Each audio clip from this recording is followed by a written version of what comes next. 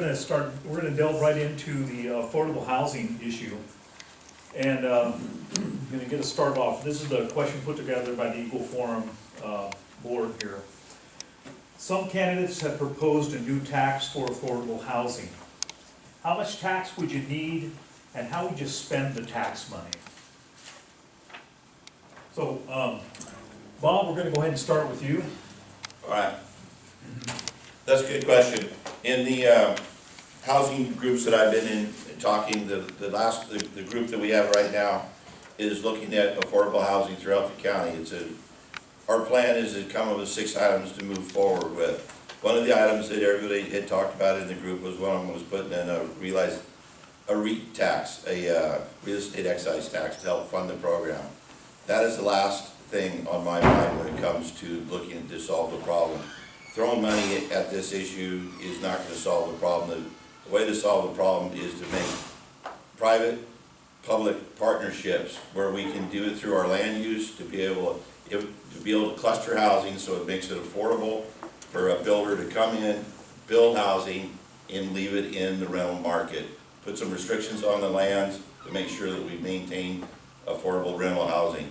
When I first moved up here, I bounced around for 3.5 years doing living in the second home during the winter and finding places in the summer until I could afford a home. The first home that I afforded was one of the houses they moved out of SeaTac when they were building it. The 30 by 30 houses that was moved up onto San Juan Island. That was affordable at the time.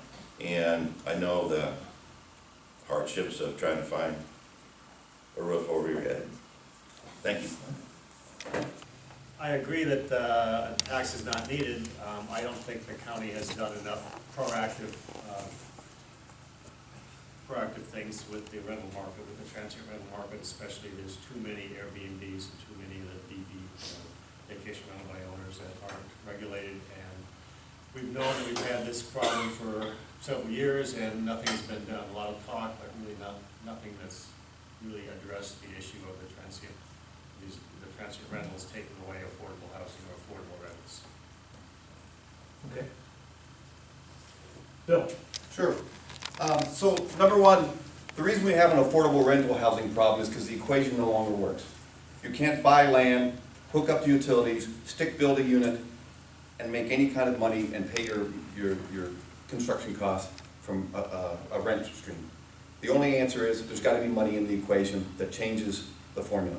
That's what the nonprofit organizations have to do, right? So that's a perfect example.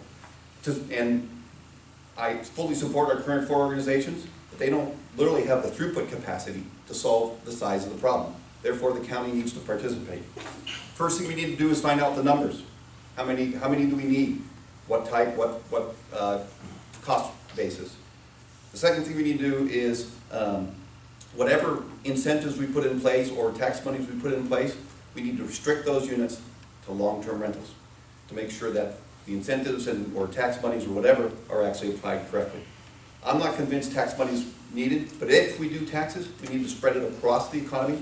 So I would actually initiate multiple small little taxes if we went that route, a REIT, maybe a small part of the sales tax, part of the property tax, lodging tax, and an impact fee.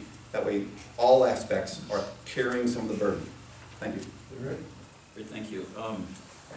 I don't support a 1% tax. It's not something I feel is at some point in a few years, maybe it's something we consider. 4 years ago, if we would have said that, someone would have cut our heads off, so I don't know why it's any different now. There are ways to do it. We just helped Opal come up with $565,000 through a community block grant, which we haven't done in a long time, so it's the first time since I've been in office that one has been awarded to this county.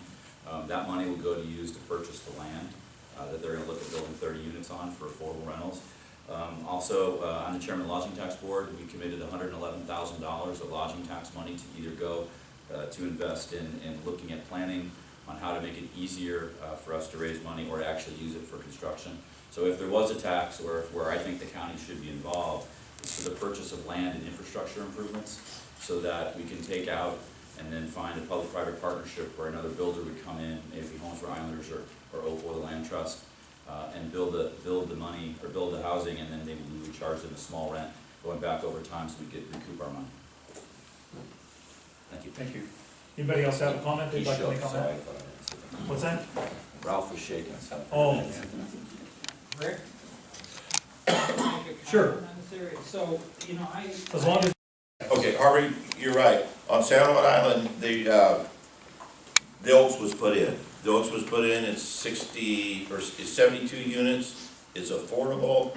It was the right way to go. When Rod Erickson tried to put the Oaks in there, I watched him battle the county almost monthly, trying to put that project in. Once that project was put in, that we all thought that that was the last time we'd ever see a project like that. He had the foresight to build it. It does afford housing. It's completely full now. Basically what the person does is they own the unit and just rent the space where the unit sits, and it is full. Michael, did you? So, well, I had a question, no, I had a response to that, to your Eagle Forum question, is that still on the table, or we just? Sure, that's kind of the, That's the. yeah, we're best- talking about how you're spending money to do things. Right, Sure. so, okay, so I should just. go Whether into you that. agree with the tax and whether, so go ahead. Well, I don't think a new tax is warranted at this time. I think the affordable housing nonprofits on each island are doing a great job, but there's a need to fill in the gaps, and I think the county can help with that. I think agriculture and the corresponding farm stay can be a good help. Allowances can be made, that zoning regulations can be relaxed, just like you were saying there, to allow for a small home community, 6 to 12 temporary units perhaps, or possibly longer.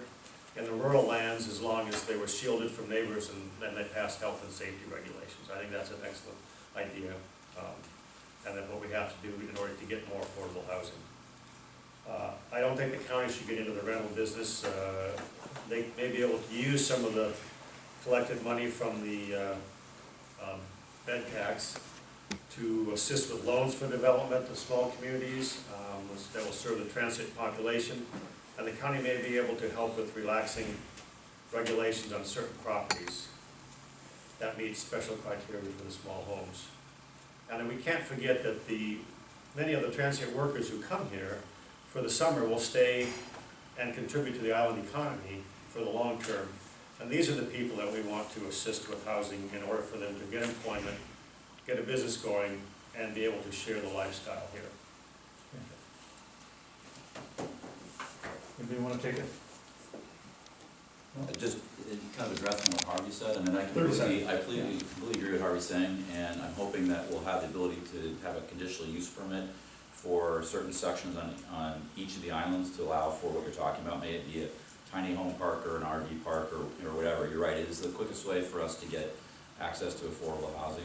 And I'm also, with the Washington State Association of Counties, I'm on a GMA reform committee representing small counties, so we'll be looking at all these things.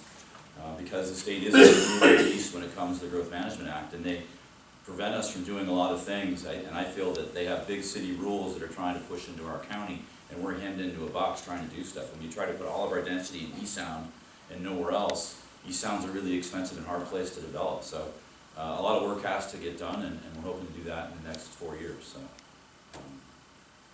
Okay.